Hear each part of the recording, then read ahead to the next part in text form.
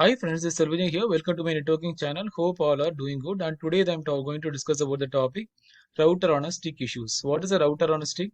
So inter-VLAN can be either performed in two different ways, either using a multi-layer switch. So in the multi-layer switch, I can enable IP routing. So I can enable inter-VLAN routing accordingly.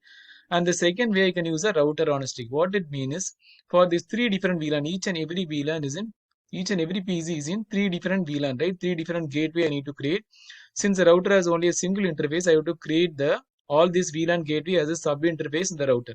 So that's the thing. And the third point is always the switch port connected to the router. This port I have to configure as a trunk port. So now let us go ahead and debug the issues. For some reason from VLAN 10, from this PC, I'm not able to ping the third PC. So we need to just go and debug the issue. So now let us go to the switch and let us check the trunk port.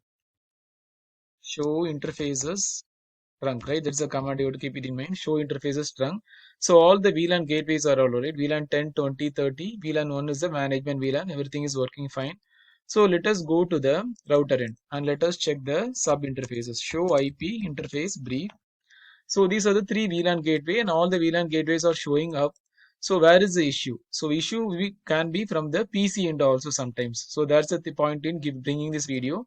So let us go to the individual PC first. So let us go here and check the IP configuration. This is static IP is configured. So I'm able to ping the static IP. Let us ping the static IP, right? So go here and let us ping the static IP, that is 10.2. 10.2 I'm able to ping. And now let us go to the second PC. Second PC, let us go here. Let us go to the second PC and let us check the configuration. Go to desktop and close this. Go to IP configuration. This also static IP is configured and that also I'm able to ping.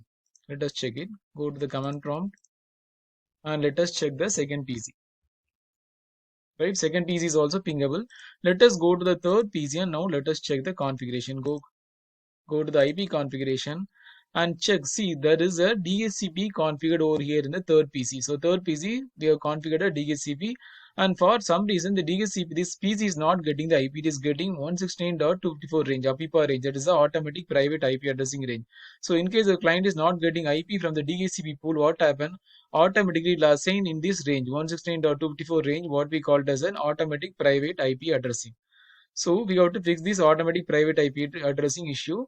So we have to check whether the pool has been configured in the router, might be, right? So that might be the reason. Let us go to the corresponding router and let us check it out. Show IP DHCP pool, right? There is a pool has been configured. So the pool has been assigned the range of 30.1 to 30.254. This is for the VLAN 30 gateway, right? So now let us check the excluded address. Sometimes if the entire address is excluded, what happen? The pool, there will be no IP address in the pool. That might be the one of the reason. Let us check it out. Include DHCP. Show and include DHCP. It will show all the details about DHCP. So you configure the DHCP pool is pool 1 and this is the IP address we have configured 30.1 to 30.254. But what for some reason this all these addresses has been assigned in the pool. That is the reason there is no IP address in the DHCP to lease it to the client. So the client is not getting IP address from the DHCP server. So now what we have to do, this is a configuration we have to do for DHCP. IP DHCP pool 1. This is 190 to 168.30.0 to 24-bit mask. That means it will assign the IP address from 30.2 to 30.24 and 30.1 is a VLAN gateway. That is the default router. So since I have assigned all the IP address in the excluded range, what happened? There is no IP address assigned to the client. That is the main reason. So what we can do, we can remove this DHCP excluded address. IP DHCP excluded, we can remove this. And let us paste it all. No IP DHCP excluded address, right? No DHCP excluded address 192.168.30.2 to 192.168.30.254, right? So now let us check the binding. Show IP DHCP binding. So how to check the client thing? Check show IP DHCP binding. Still it is not assigned. So what we can do? Let us go to the third PC and let us go here and let us do it. Let us go to the third PC, right? Third client. Click the third client and maximize it. And now let us do a DHCP again. So it is getting the IP or not. So still it is not getting the IP. Let us check it out.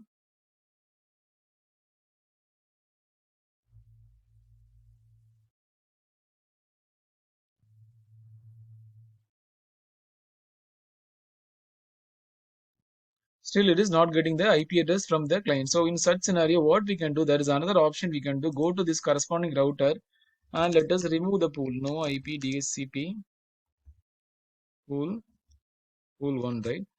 And let us remove the pool and let us reconfigure it again. So sometimes it happens. So what we can do, just remove, let us remove the pool and let us reconfigure show IP DHCP exclude addresses 192.168.30.1. So let us configure it again. IP DHCP pool 1. Then let us assign the network as 192.168.30.0 followed by 255.255.255.0. So this is a network we have to give. It will assign the range of 30.1 to 30.254 and the default router is the VLAN gateway, that is sub interface. After that I have to exclude this address IP DHCP excluded addresses, otherwise it will show as a conflict. That's the reason I'm assigning this gateway as the excluded one. IP DHCP excluded is 192.168.30.1, right? So now let us check the binding. Show IP DHCP binding. So now it is assigning the IP address. You're able to see, right, the corresponding IP address and the client MAC.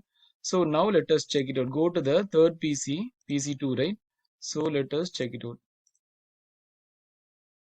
It is getting the IP address. I'm able to see the IP address.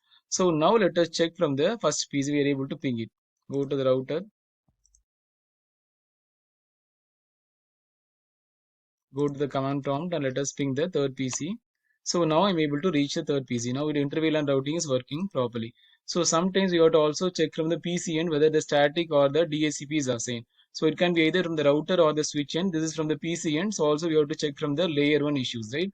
So I hope you enjoy this video. Thanks for watching. Please subscribe me for more videos. Thank you and have a wonderful day.